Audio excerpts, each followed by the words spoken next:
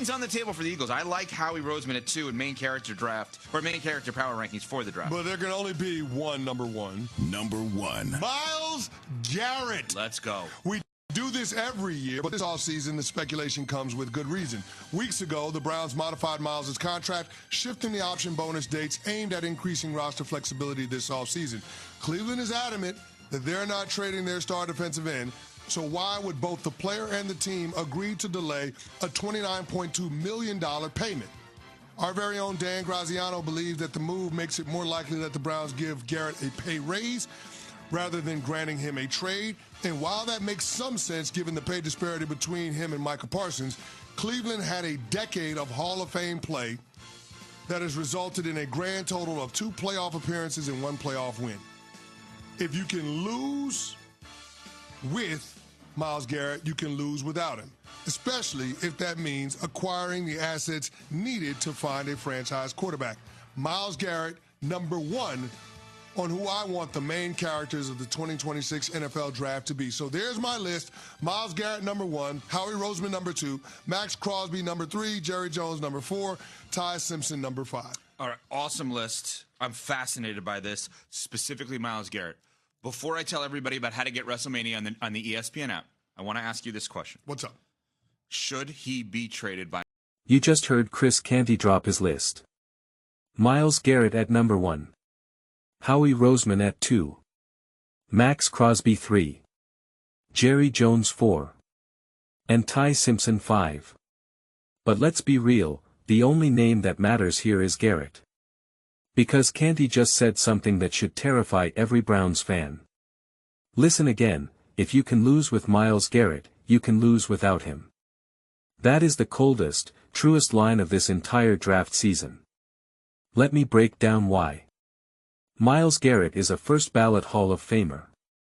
He had 23 sacks last year.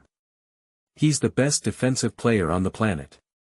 And in a decade of his career, the Browns have made the playoffs twice. Won one single playoff game. 1. That's not a player problem. That's an organization problem. Cleveland is holding on to Garrett like a drowning man holding a gold brick. The brick is valuable, yes. But you're still drowning. The Browns have no quarterback. They have no clear future. They restructured Garrett's contract to push money back, which, by the way, makes him easier to trade, not harder. Everyone in the league knows this. That's why Canty put him at number 1. Not because Garrett wants out. Because the smart move for Cleveland is to trade him now, get a haul of picks, and finally, go find a franchise quarterback. But here's the debate. And this is where I want your take. Should the Browns actually do it? 2 sides. Side 1, you never trade a generational talent. You build around him. You show your locker room that you don't queue. You'd on stars. Side 2, you've had a decade of generational talent and nothing to show for it. At some point, you need assets. You need a QB. You need to blow it up. Look at what the Texans did with Deshaun Watson. Look at what the Raiders are about to do with Max Crosby. Canty put him at number 3 for a reason. Vegas knows they're not winning now. So why keep a $30 million defensive end when you're picking top 5 every year? Now let me ask you something real.